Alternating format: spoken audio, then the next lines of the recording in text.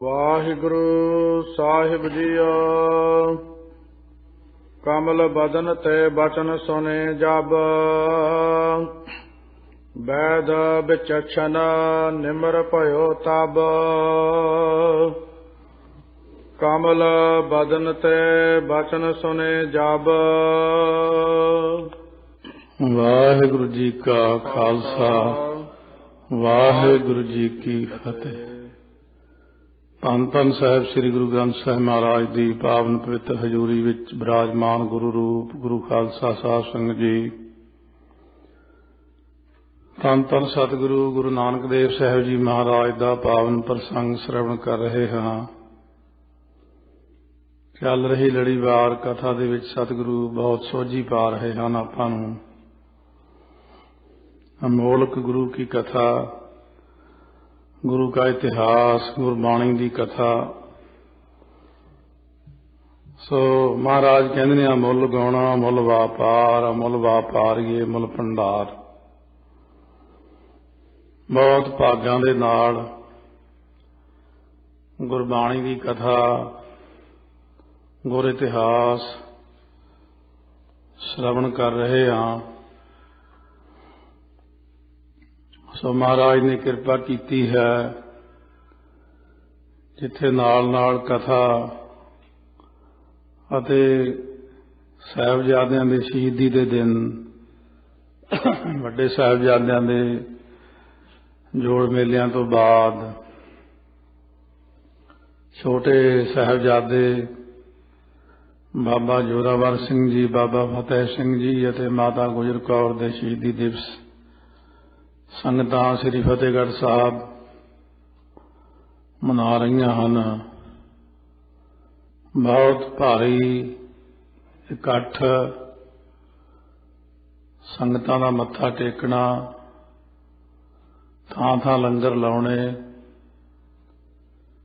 अते एक माघ तक मत्था टेकदे रहना। एक माघ तक सड़कां दे उत्ते लंगरां दा लगना। ये संगत दा साहिबजादियां नाल बहुता प्यार सत्कार, उन्हां दी कुर्बानी नूं सीस झुकाउणा। इस तरह उन्हां दी याद विच संगत जुड़ मिल के जिथे उन्हां नूं याद करदे ने, उत्थे पोह सुदी सत्तें कल नूं जो अज दोपहर के समय ते इंडिया विच आरंभ हुई।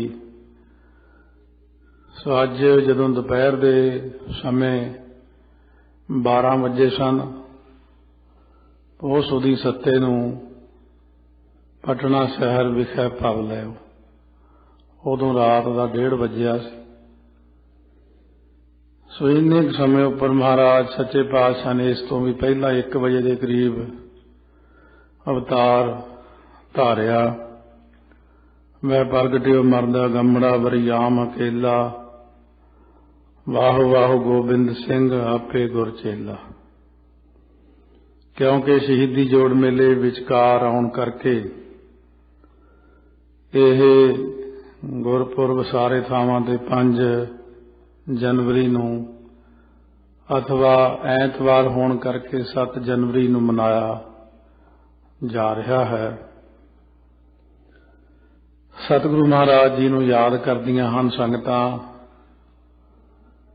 अते साहिबजादियां दी शहीदी नूं याद कर रहे हां सारे। सो इस तरह जुल्म दे नाल टक्कर लैंदे होए अपने धर्म नूं,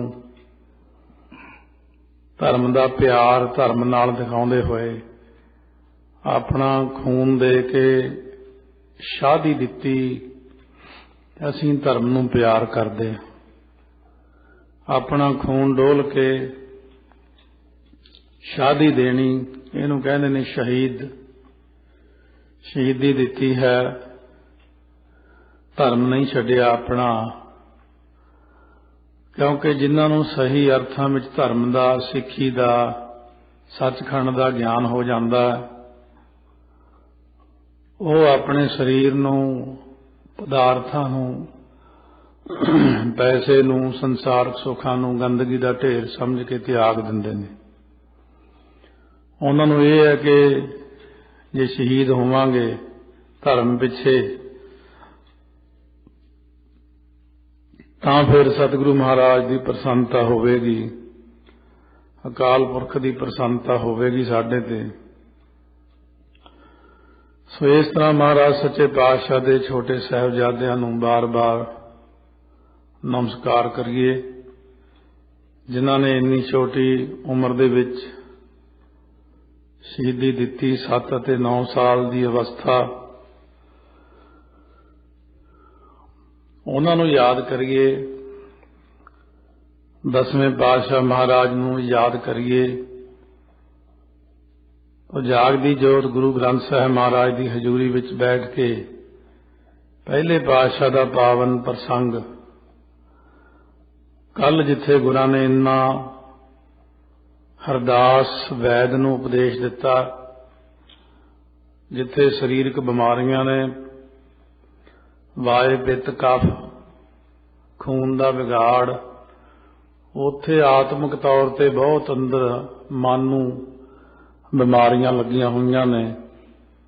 ਈਰਖਾ ਦਾ ਰੋਗ, ਤ੍ਰਿਸ਼ਨਾ ਦਾ ਰੋਗ, ਵਿਸ਼ਿਆਂ ਦੇ ਰੋਗ, ਚਿੰਤਾ ਦਾ ਰੋਗ, ਮਾਇਆ ਦਾ ਰੋਗ। ਇਹ ਅੰਤਰੀਵ ਰੋਗ ਹੋਣ ਕਰਕੇ, ਮਨ ਦੀ ਇਕਾਗਰਤਾ ਨਾ ਹੋਣ ਕਰਕੇ ਫਿਰ ਸਰੀਰ ਨੂੰ ਰੋਗ ਲੱਗ ਜਾਂਦੇ ਨੇ ਅਤੇ ਬੰਦਾ ਹੌਲੀ ਹੌਲੀ ਸਰੀਰ ਤਿਆਗ ਦਿੰਦਾ। ਕਈ ਜਨਮ ਮਰਨ ਪਏ ਰਹਿੰਦੇ ਨੇ।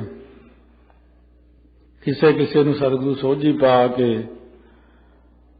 ਉਹਨੂੰ ਉਪਦੇਸ਼ ਸਮਝਾਉਂਦੇ ਨੇ, ਮਨ ਤੂੰ ਜੋਤ ਸਰੂਪ ਹੈ, ਆਪਣਾ ਮੂਲ ਪਛਾਣ। ਆਓ ਅੱਗੇ ਸਰਵਣ ਕਰੀਏ ਕਿਸ ਪ੍ਰਕਾਰ ਸਤਿਗੁਰੂ ਜੀ ਨੇ ਉਪਦੇਸ਼ ਦਿੱਤਾ ਤੇ ਸਾਨੂੰ ਨਿਹਾਲ ਕੀਤਾ ਹੈ। ਅਰਦਾਸ ਨੂੰ ਅਤੇ ਲੱਖਾਂ ਸੰਗਤਾਂ ਨੂੰ ਸਤਿਗੁਰੂ ਨਿਹਾਲ ਕਰ ਰਹੇ ਨੇ। ਸੋ ਐਸੀ ਗੁਰਾਂ ਦੇ ਇਤਿਹਾਸ, ਐਸੀ ਕਥਾ ਜੋ ਗੁਰਾਂ ਦੀ ਅਕਥ ਕਥਾ ਹੈ, ਸਰਵਣ ਕਰੀਏ। ਪਿਆਰ ਸਤਿਕਾਰ ਨਾਲ ਰਸਨਾ ਪਵਿੱਤਰ ਕਰੀਏ। ਗੱਜ ਕੇ ਆਖੋ ਸਤਨਾਮ ਸ੍ਰੀ ਵਾਹਿਗੁਰੂ ਸਾਹਿਬ ਜੀ। ਸਤਨਾਮ ਸ੍ਰੀ ਵਾਹਿਗੁਰੂ ਸਾਹਿਬ ਜੀ। ਵਾਹਿਗੁਰੂ ਸਾਹਿਬ ਜੀਓ, ਕਮਲ ਬਦਨ ਤੇ ਬਚਨ ਸੁਨੇ ਜਬ। ਕਮਲ ਵਰਗਾ ਜੋ ਬਦਨ ਹੈ, ਚਿਹਰਾ ਹੈ, ਕਮਲ ਦਾ ਰੰਗ ਬੜਾ ਸੋਹਣਾ ਹੁੰਦਾ। ਇਸੇ ਪ੍ਰਕਾਰ ਕਮਲ ਦੇ ਪੱਤੇ ਬੜੇ ਸੁੰਦਰ ਹੁੰਦੇ ਨੇ। ਕਮਲ ਦੀ ਇੱਕ ਵਿਸ਼ੇਸ਼ਤਾ ਇਹ ਕਿ ਕਮਲ ਦੀ ਡੰਡੀ ਕਾਫੀ ਲੰਬੀ, ਸੋ ਲੋਕੀ ਉਹਦੀ ਸਬਜ਼ੀ ਵੀ ਬਣਾਉਂਦੇ ਨੇ। ਇਸ ਤਰ੍ਹਾਂ ਉਹ ਜਿਹੜੀ ਡੰਡੀ ਹੈ, ਉਹਦੇ ਵਿਚਕਾਰ ਮੋਰੀਆਂ, ਪਾਣੀ ਦੇ ਵਿੱਚ ਰਹਿਣਾ। ਪਰ ਪਾਣੀ ਜੇ 2 ਫੁੱਟ ਹੈ ਤਾਂ ਕਮਲ ਦਾ ਫੁੱਲ 2.25 ਫੁੱਟ ਉੱਤੇ ਰਹਿੰਦਾ। ਬਰਸਾਤ ਹੋਈ, ਪਾਣੀ 4 ਫੁੱਟ ਹੋ ਗਿਆ, ਉਹ 4.25 ਫੁੱਟ ਤੇ ਰਹਿੰਦਾ। 10 ਫੁੱਟ ਪਾਣੀ ਹੋ ਜੇ, ਉਹਨੇ 10.25 ਫੁੱਟ ਤੇ ਹੋ ਜਾਣਾ। ਜੇ 100 ਫੁੱਟ ਹੋ ਗਿਆ ਤਾਂ ਉਹਨੇ ਬਸ ਉੱਥੇ ਉਹਦਾ ਲੈਵਲ ਬਰਾਬਰ। ਇਉਂ ਕਹਿੰਦੇ ਕਿ ਕਮਲ ਨਿਰਲੇਪ ਹੁੰਦਾ, ਪਾਣੀ ਵਿੱਚ ਨਹੀਂ ਡੁੱਬਦਾ। ਇਸ ਕਰਕੇ ਉਹਦੀ ਨਿਰਲੇਪਤਾ, ਉਹਦੀ ਸੁੰਦਰਤਾ, ਉਹਦੀ ਬਣਤਰ ਕਮਲ ਦੇ ਫੁੱਲ ਦੀ ਤਰ੍ਹਾਂ ਉਹਦੇ 'ਚ ਕਈ ਗੁਣ ਹੋਣ ਕਰਕੇ ਖੁਸ਼ਬੂ ਭੰਵਰਾ ਲੈਂਦਾ ਆ ਕੇ। ਸੂਰਜ ਦੇ ਚੜ੍ਹਦਿਆਂ ਹੀ ਖਿੜ ਜਾਂਦਾ, ਸੂਰਜ ਦੇ ਛੁਪਦਿਆਂ ਹੀ ਬੰਦ ਹੋ ਜਾਂਦਾ।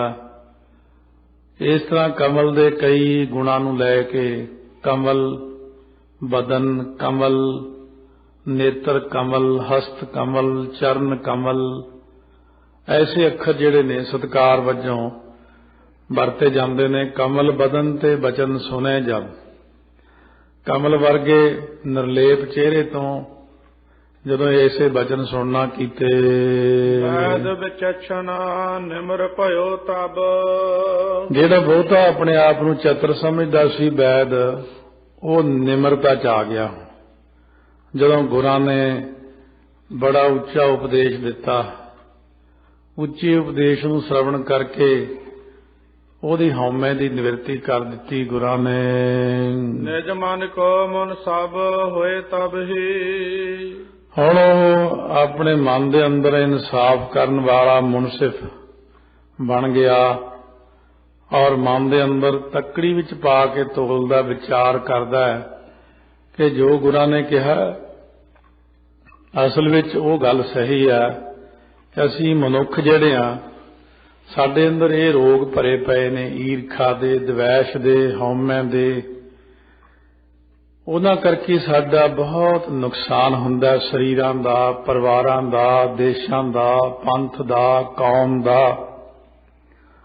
ਇਹ ਨਹੀਂ ਸਮਝਦੇ ਕਿ ਕੋਈ ਵੱਡਾ ਕਾਰਜ ਹੋ ਰਿਹਾ ਜਾਂ ਆਹ ਕੰਮ ਗੁਰਾਂ ਨੇ ਕਿੰਨੀ ਕੁਰਬਾਨੀ ਨਾਲ ਕੀਤਾ।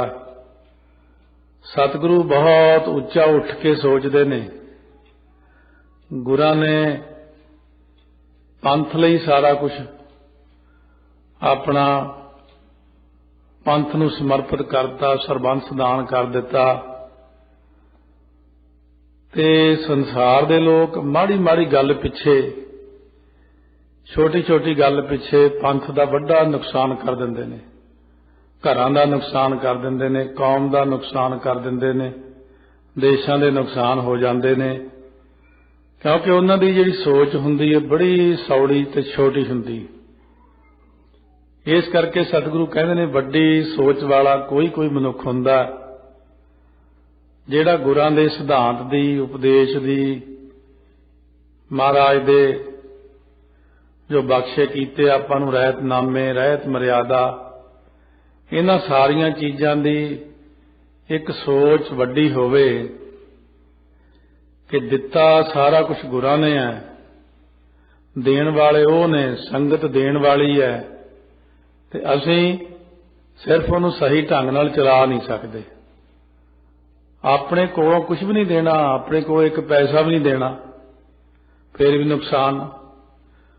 ਸੋ ਇਸ ਕਰਕੇ ਸਤਿਗੁਰੂ ਮਹਾਰਾਜ ਕਹਿੰਦੇ ਨੇ ਇਨਸਾਨ ਨੂੰ ਬਹੁਤ ਉੱਚੀ ਸੋਚ ਨਾਲ ਉੱਪਰ ਉੱਠ ਕੇ ਈਰਖਾ ਦਵੈਸ਼ ਤੋਂ ਨਿਰਲੇਪ ਹੋ ਕੇ ਸਰਬੱਤ ਦੇ ਭਲੇ ਲਈ, ਸੰਗਤ ਦੇ ਭਲੇ ਲਈ, ਸੋ ਪੰਥ ਦੇ ਭਲੇ ਲਈ, ਉਹਨੂੰ ਉੱਪਰ ਉਠਾਉਣ ਲਈ, ਗੁਰੂ ਸਾਹਿਬ ਦਾ ਪ੍ਰਚਾਰ ਘਰ ਘਰ ਪਹੁੰਚਾਉਣ ਲਈ, ਸਾਰੀ ਦੁਨੀਆ ਦਾ ਭਲਾ ਕਰਨ ਲਈ ਉੱਪਰ ਉੱਠ ਕੇ ਫਿਰ ਕਾਰਜ ਕਰਨਾ ਚਾਹੀਦਾ ਹੈ। ਕਹੇ ਜੇ ਰੋਜ ਲੱਖ ਲੀਨੇ ਸਭ ਹੀ। ਜੋ ਕਹੇ ਸੀ ਸਾਰੇ ਰੋਜ਼ ਰੋਗ ਉਹ ਜਾਣ ਲਏ ਸਾਰੇ ਕਿ ਮੈਨੂੰ ਮਹਾਰਾਜ ਨੇ ਛੋਟੇ ਛੋਟੇ ਰੋਗ ਸਰੀਰ ਦੇ ਛੱਡ ਕੇ ਮਾਨਸਿਕ ਰੋਗ ਜਿਹੜੇ ਦੱਸੇ ਨੇ, ਜਿਨ੍ਹਾਂ ਮਾਨਸਿਕ ਰੋਗਾਂ ਤੋਂ ਫਿਰ ਅੱਗੇ ਪੈਦਾ ਹੁੰਦੀਆਂ ਵੱਡੀਆਂ ਸਰੀਰਕ ਬਿਮਾਰੀਆਂ, ਜਿਨ੍ਹਾਂ ਮਾਨਸਿਕ ਰੋਗਾਂ ਕਰਕੇ, ਹਉਮੈ ਦੇ ਹੋਣ ਕਰਕੇ ਜੰਮਣਾ ਅਤੇ ਮਰਨਾ ਪੈਂਦਾ, ਇਹਨਾਂ ਕਰਕੇ ਹੀ ਸਾਡਾ ਆਪਣਾ ਸਾਰਾ ਨੁਕਸਾਨ ਹੁੰਦਾ। ਕਿਉਂ ਇੱਕ ਸੋਝੀਵਾਨ ਪੁਰਸ਼ ਬਣਾ ਦਿੱਤਾ।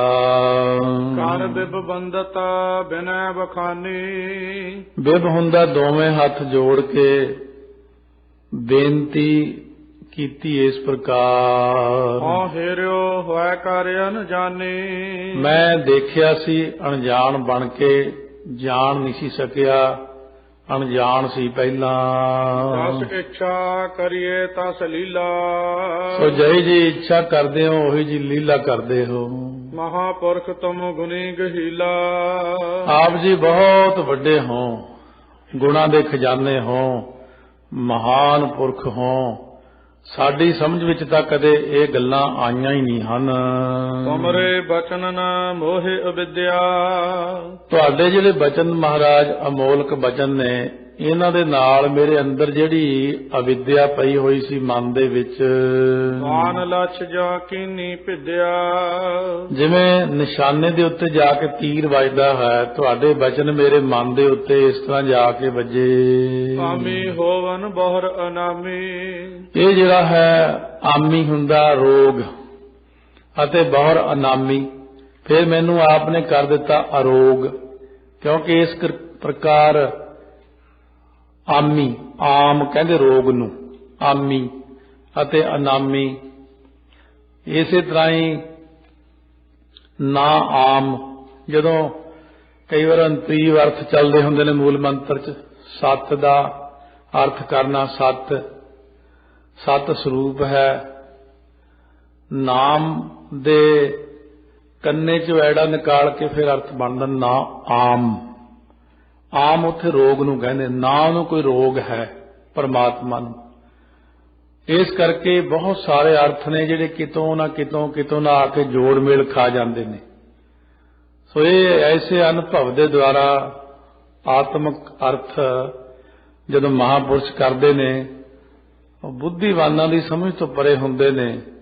ਇਸੇ ਕਰਕੇ ਉਹ ਕਹਿੰਦੇ ਇਹ ਅਰਥ ਬਣਦਾ ਨਹੀਂ, ਐਸਾ ਹੋ ਨਹੀਂ ਸਕਦਾ। ਇੱਥੋਂ ਇਹ ਚੀਜ਼ ਹੁਣ ਪ੍ਰਗਟ ਕੀਤੀ ਕਿ ਆਮੀ, ਆਮ ਹੁੰਦਾ ਰੋਗ ਅਤੇ ਅਨਾਮ ਹੁੰਦਾ ਰੋਗ ਤੋਂ ਰਹਿਤ ਕਰਨਾ।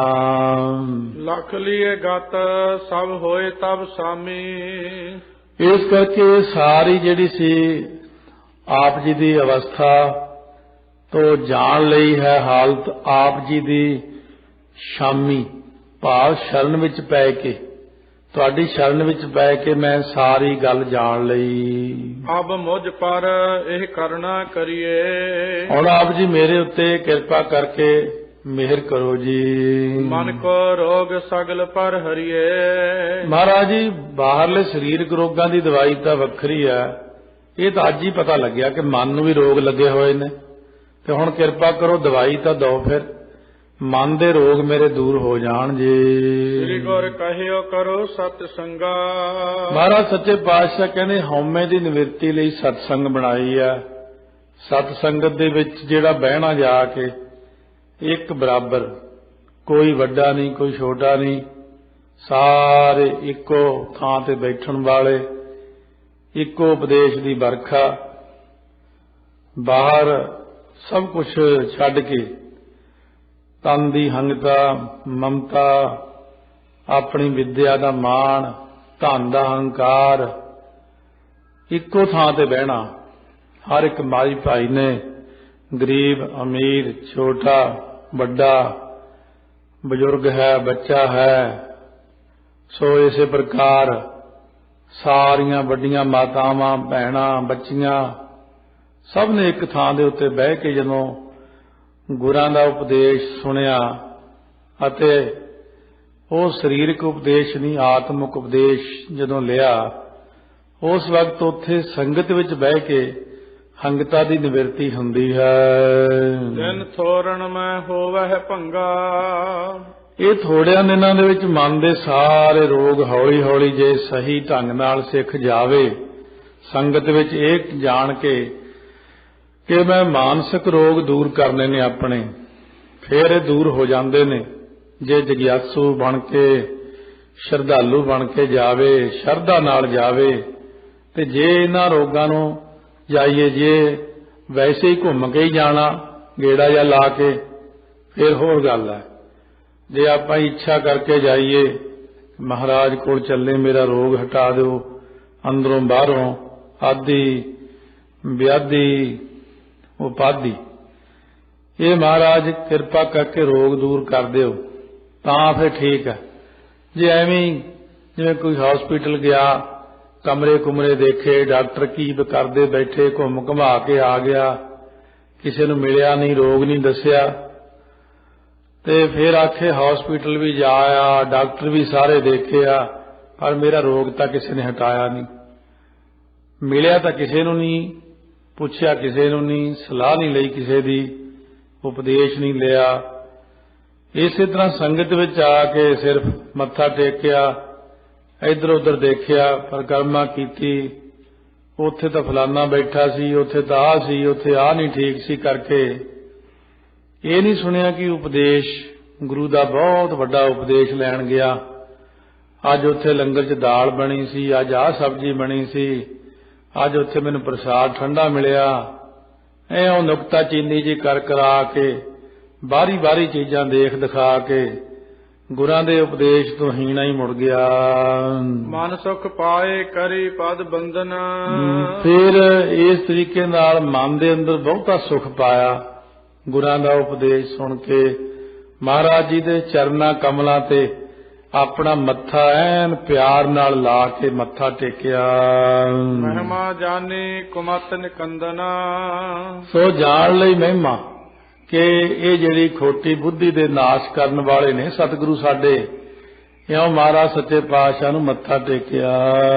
ਸਦਨ ਸੇਵਿਓ ਸਤ ਸੰਗਾ। ਫਿਰ ਸਦਨ ਗਏ ਆਪਣੇ ਭਾਵ ਘਰੇ ਜਾ ਕੇ ਸਲਾਹ ਕਰਤੀ ਭਈ ਆਪਾਂ ਨੂੰ ਸਤ ਸੰਗਤ ਵਿੱਚ ਜਾਣਾ ਚਾਹੀਦਾ ਸਾਰਿਆਂ ਨੂੰ।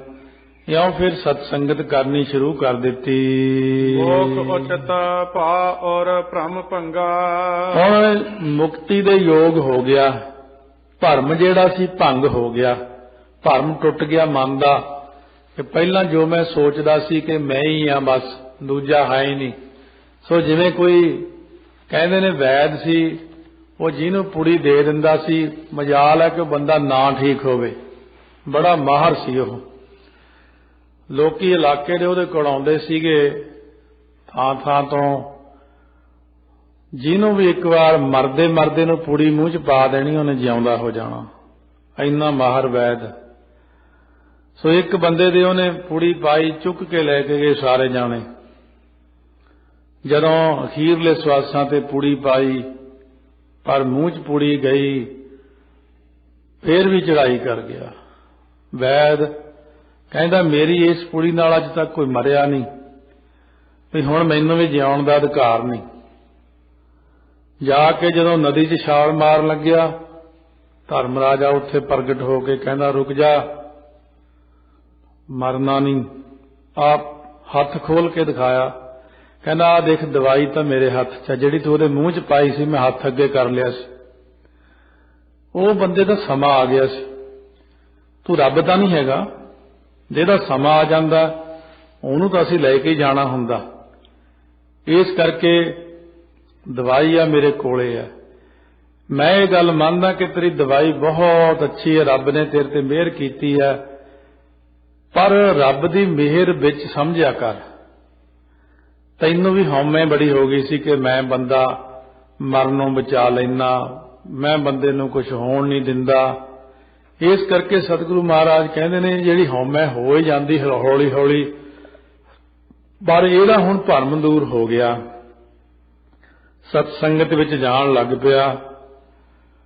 ਇਹ ਵੈਦਗਿਰੀ ਆਪਣੀ ਥਾਂ ਹੈ, ਡਾਕਟਰੀ ਆਪਣੀ ਥਾਂ ਹੈ, ਇੰਜੀਨੀਅਰ ਬਣ ਗਿਆ ਆਪਣੀ ਥਾਂ ਹੈ, ਦੁਨਿਆਵੀ ਪੜ੍ਹਾਈ ਆਪਣੀ ਥਾਂ ਹੈ, ਪੈਸਾ ਆਪਣੀ ਥਾਂ ਹੈ, ਰਿਸ਼ਤੇਦਾਰੀ ਆਪਣੀ ਥਾਂ ਹੈ, ਪਰ ਸਤਸੰਗਤ ਸਭ ਤੋਂ ਸ਼੍ਰੋਮਣੀ ਆਪਣੀ ਥਾਂ ਹੈ। ਸਤਸੰਗਤ ਵਰਗੀ ਕੋਈ ਚੀਜ਼ ਨਹੀਂ ਹੈ। ਜੇ ਕੋਈ ਕਹੇ ਕਿ ਸਤਸੰਗਤ ਦੀ ਮੈਨੂੰ ਤਾਂ ਲੋੜ ਹੀ ਨਹੀਂ ਹੈ, ਇੱਥੇ ਤਾਂ ਚੱਲ ਜਾਂਦੀਆਂ ਗੱਲਾਂ, ਗਾਹਾਂ ਨਹੀਂ ਚੱਲਦੀਆਂ। ਜਿਹੜਾ ਫੈਸਲਾ ਜੋ ਅਕਾਲ ਪੁਰਖ ਨਿਰੰਕਾਰ ਨੇ ਕਾਨੂੰਨ ਬਣਾਏ ਨੇ, ਉਹਨਾਂ ਤੋਂ ਅਸੀਂ ਸਾਰੇ ਜਣੇ ਮੁਨਕਰ ਨਹੀਂ ਹੋ ਸਕਦੇ। ਭਾਵੇਂ ਕੋਈ ਕਿੱਡਾ ਹੀ ਸਮਝੇ ਆਪਣੇ ਆਪ ਨੂੰ। ਸਤਿਗੁਰੂ ਜਦੋਂ ਆਪ ਸਤਸੰਗਤ 'ਚ ਬੈਠਦੇ ਨੇ, ਇਹਨਾਂ ਨਾਲੋਂ ਤਾਂ ਨਹੀਂ ਵੱਡਾ ਮਨੁੱਖ ਸਤਿਗੁਰੂ ਆਪ ਬੈਠਦੇ ਨੇ। ਗੁਰੂ ਨਾਨਕ ਸਾਹਿਬ ਆਪ ਬੈਠਦੇ ਰਹੇ। ਗੁਰੂ ਅੰਗਦ ਦੇਵ ਜੀ ਕਹਿ ਸਕਦੇ ਭਾਈ ਅਸੀਂ ਚਲੋ ਕਰਦੇ ਹਾਂ ਆਰਾਮ, ਇੱਥੇ ਸੰਗਤ ਕਰ ਲਓ, ਇਉਂ ਤਾਂ ਨਹੀਂ ਹੋਈ। ਜਦੋਂ ਸਤਿਗੁਰੂ ਬੈਠਦੇ ਨੇ ਤਾਂ ਸਾਰਿਆਂ ਨੂੰ ਬੈਠਣ ਦਾ ਅਧਿਕਾਰ ਹੈ ਸੰਗਤ ਵਿੱਚ। ਇਉਂ ਸਤਿਗੁਰੂ ਦੀ ਸੰਗਤ ਵਿੱਚ ਜਾ ਕੇ ਜਦੋਂ ਵੈਦ ਬੈਠਣ ਲੱਗ ਪਿਆ ਤਾਂ ਉਹਦੀ ਹਉਮੈ ਦੀ ਨਿਵਰਤੀ ਹੋ ਗਈ। ਮੋਖ ਉਚਤ ਭਾ ਔਰ ਭ੍ਰਮ ਭੰਗਾ। ਉਹ ਮਨ ਦਾ ਭਰਮ ਜਿਹੜਾ ਸੀ ਦੂਰ ਹੋ ਗਿਆ, ਮੁਕਤੀ ਦੇ ਯੋਗ ਹੋ ਗਿਆ। ਦੋਹਰਾ ਅਸਵਿਦ ਵੈਦ ਉਧਾਰ ਕਰ, ਸ੍ਰੀ ਗੁਰ ਕਰੁਣਾ ਖਾਨ। ਇਸ ਤਰ੍ਹਾਂ ਦਾ ਉਧਾਰ ਕਰਕੇ ਵੈਦ ਦਾ, ਕਰੁਣਾ ਦੀ ਖਾਨ, ਕਿਰਪਾ ਦੀ ਖਾਨ, ਸਤਿਗੁਰੂ ਨਾਨਕ ਦੇਵ ਜੀ ਮਹਾਰਾਜ। ਸਦਾ ਬਦਨ ਤੇ ਨਾਮ ਜਪ ਧਰਹੁ ਹਿਰਦੇ ਨਿਤ ਧਿਆਨ। ਸਦਾ ਹੀ ਬਦਨ ਤੋਂ ਭਾਵ ਮੁਖ ਤੋਂ ਨਾਮ ਜਪੋ। ਉਹਨਾਂ ਦਾ ਗੁਰੂ ਨਾਨਕ ਸਾਹਿਬ ਦਾ ਧਿਆਨ ਧਰ ਕੇ ਆਖੋ ਧੰਨ ਗੁਰੂ ਨਾਨਕ ਦੇਵ ਜੀ ਮਹਾਰਾਜ, ਧੰਨ ਗੁਰੂ ਨਾਨਕ ਦੇਵ ਜੀ ਮਹਾਰਾਜ। ਦੋਹਰਾ ਸ੍ਰੀ ਨਾਨਕ ਸੁਖ ਸਿੰਧ ਕੋ ਹਾਥ ਜੋੜ ਪ੍ਰਣਾਮ। ਸੁਖਾਂ ਦੇ ਸਮੁੰਦਰ ਧੰਨ ਗੁਰੂ ਨਾਨਕ ਦੇਵ ਮਹਾਰਾਜ ਨੂੰ ਮੇਰੀ ਕਵੀ ਜੀ ਕਹਿੰਦੇ ਦੋਵੇਂ ਹੱਥ ਜੋੜ ਕੇ ਬਾਰ-ਬਾਰ ਨਮਸਕਾਰ ਹੈ ਜੀ। ਜਿਸ ਕਰਨਾ ਤੇ ਵੱਡ ਅਗੀ ਪਾਵਹਿ ਗਤ ਬਿਸਰਾਮ। ਜਿਨ੍ਹਾਂ ਦੀ ਕਿਰਪਾ ਨਾਲ ਵੱਡੇ ਵੱਡੇ ਪਾਪੀ ਜਿਉਂਦਿਆਂ ਹੀ ਆਤਮਿਕ ਆਰਾਮ ਪਾਉਂਦੇ ਨੇ ਅਤੇ ਮਰ ਕੇ ਮੁਕਤੀ ਪਾਉਂਦੇ ਨੇ। ਜਿਉਂਦੇ ਜੀ ਉਹਨਾਂ ਨੂੰ ਜਦੋਂ ਮਹਾਰਾਜ ਦੀ ਕਿਰਪਾ ਹੁੰਦੀ ਹੈ ਤਾਂ ਆਤਮਿਕ ਸੁਖ ਪਾ ਲੈਂਦੇ ਨੇ। ਮਰਨ ਤੋਂ ਬਾਅਦ ਸੱਚਖੰਡ ਜਾ ਕੇ ਗੁਰਾਂ ਦੇ ਚਰਨਾਂ 'ਚ ਬਿਰਾਜਮਾਨ ਹੁੰਦੇ ਹਨ। ਚੌਪਾਈ ਤੇ ਕਰੁਣਾ ਕੀ ਹਮਰੇ ਟੇਕੂ। ਸਤਿਗੁਰੂ ਮਿਹਰ ਦਾ ਭਰੋਸਾ ਤੇ ਫਲ ਕੀ ਹੈ? ਚੌਪਈ ਉਚਾਰਨ ਕਰਦੇ ਨੇ ਕਵੀ ਜੀ। ਤੇ ਕਰਨਾ ਕੀ ਹਮਰੇ ਟੇਕੂ, ਉਹਨਾਂ ਦੀ ਕਿਰਪਾ ਦੀ ਟੇਕ ਆਸਰਾ ਅਸੀਂ ਮਨ ਦੇ ਅੰਦਰ ਲਿਆ ਹੋਇਆ ਹੈ। ਮਹਾਰਾਜ ਦਾ ਆਸਰਾ ਰੱਖਦੇ ਹਾਂ। ਸਮਤ ਨਾ ਯੁਕਤ ਨਾ ਮੁਝ ਔਰ ਏਕੂ। ਕਿਉਂਕਿ ਮੈਨੂੰ ਤਾਂ ਨਾ ਤਾਂ ਕੋਈ ਸ੍ਰੇਸ਼ਟ ਮਤੀ ਹੈ, ਮੇਰੇ ਦਿਲ ਵਿੱਚ ਸ੍ਰੇਸ਼ਟ ਕੋਈ ਬੁੱਧੀ ਨਹੀਂ, ਕੋਈ ਨਾ ਕੋਈ ਮੈਨੂੰ ਇਹ ਪਤਾ ਕਿ ਮੈਂ ਕਰਨਾ ਕੀ ਹੈ। ਰੋਚੇ ਉੱਚੇ ਮਨ ਕੀ ਮਤ ਕੀਰਾ। ਮੇਰੇ ਰੁਚੀ ਤਾਂ ਬਹੁਤ ਵੱਡੀ ਹੈ ਕਿ ਗੁਰਾਂ ਦਾ ਇਤਿਹਾਸ ਲਿਖਾਂ, ਪਰ ਮਤ ਦਾ ਤਾਂ ਮੈਂ ਬਿਲਕੁਲ ਹੀ ਕੀੜਾ ਕੰਗਾਲ ਹੀ ਆ ਨਾ। ਹੋਛੀ ਜੀ ਮਤ ਹੈ ਮੇਰੀ।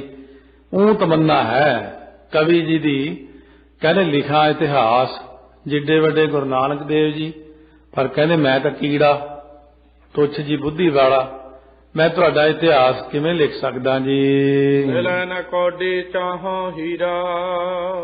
ਕੌਡੀ ਨਹੀਂ ਜਿਹੜੇ ਬੰਦੇ ਨੂੰ ਮਿਲਦੀ ਉਹ ਹੀਰਾ ਭਾਲਦਾ ਫਿਰੇ, ਉਹ ਹਾਲਤ ਮੇਰੀ ਹੈ। ਜਿਉਂ ਜਿਉਂ ਮਤ ਦੇ ਮੁਝ ਹੈ ਬੁਲਾਈ। ਸੱਚੇ ਪਾਤਸ਼ਾਹ ਜਿਵੇਂ ਜਿਵੇਂ ਤੁਸੀਂ ਮੈਨੂੰ ਮੱਤ ਦਿਓਗੇ ਨਾ, ਬੁਲਵਾਓਗੇ ਮੈਥੋਂ, ਕਵਿਤਾ ਲਿਖਵਾਓਗੇ, ਆਪਣੇ ਇਤਿਹਾਸ ਨੂੰ ਆਪਣੇ ਜੀਵਨ ਨੂੰ ਮੈਨੂੰ ਸੋਝੀ ਦੇ ਕੇ ਜਿਵੇਂ ਜਿਵੇਂ ਆਪ ਲਿਖਵਾਓਗੇ ਜੀ, ਤਿਉਂ ਤਿਉਂ ਲਿਖੋ ਕਥਾ ਸੁਖਦਾਈ। ਉਸੇ ਪ੍ਰਕਾਰ ਮੈਂ ਇਹ ਕਥਾ ਜਿਹੜੀ ਸੁਖਾਂ ਦੇ ਦੇਣ ਵਾਲੀ ਜੀ ਲਿਖਾਂਗਾ, ਤੁਸੀਂ ਮੈਥੋਂ ਲਿਖਵਾਉਣੀ ਹੈ। ਜਿਉਂ ਬੁਲਾਵੈ ਤੇ ਬੋਲੇ ਸੁਆਮੀ, ਕੁਦਰਤ ਕਵਣ ਹਮਾਰੀ। ਮਹਾਰਾਜ ਵੀ ਐਸਾ ਸਿਧਾਂਤ ਲਿਖਦੇ ਨੇ, ਜੈਸੀ ਮੈਂ ਆਵੈ ਖਸਮ ਕੀ ਬਾਣੀ, ਤੈਸੜਾ ਕਰੀ ਗਿਆਨ ਵੇ ਲਾਲੋ। ਸ਼ਕਤ ਨਹੀਂ ਇੱਕ ਪਦ ਰਚਨਾ ਕੀ। ਮਹਾਰਾਜ ਮੇਰੇ ਵਿੱਚ ਤਾਂ ਇੱਕ ਮਾੜਾ ਮੋਟੀ ਦੋ ਲਾਈਨਾਂ ਲਿਖਣ ਦੀ ਵੀ ਹਿੰਮਤ ਨਹੀਂ ਹੈਗੀ, ਸ਼ਕਤੀ ਨਹੀਂ ਹੈਗੀ, ਸੋਝੀ ਨਹੀਂ ਹੈਗੀ।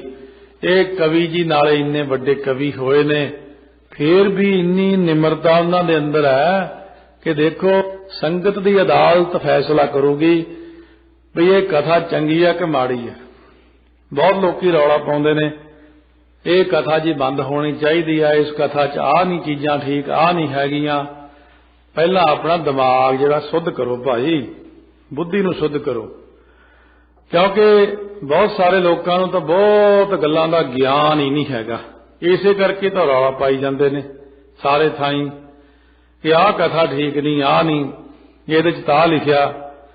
ਸਾਨੂੰ ਵੀ ਪਤਾ ਲਿਖਿਆ ਹੋਇਆ, ਸਾਡੇ ਤੋਂ ਵੱਡੇ ਜਿਹਨਾਂ ਮਹਾਂਪੁਰਖਾਂ ਨੇ ਪੜ੍ਹਾਇਆ ਉਹਨਾਂ ਨੂੰ ਵੀ ਪਤਾ ਸੀ, ਬ੍ਰਹਮ ਗਿਆਨੀ ਸੀ ਉਹ, ਉਹਨਾਂ ਤੋਂ ਉੱਤੇ ਵੀ ਬ੍ਰਹਮ ਗਿਆਨੀ ਹੋਏ, ਉਹਨਾਂ ਤੋਂ ਵੱਡੇ ਵੀ ਹੋਏ, ਉਹਨਾਂ ਤੋਂ ਵੱਡੇ ਵੀ ਹੋਏ, ਕਿ ਉਹਨਾਂ ਨੂੰ ਨਹੀਂ ਸੀ ਪਤਾ ਬ੍ਰਹਮ ਗਿਆਨ ਵਾਲਿਆਂ ਨੂੰ।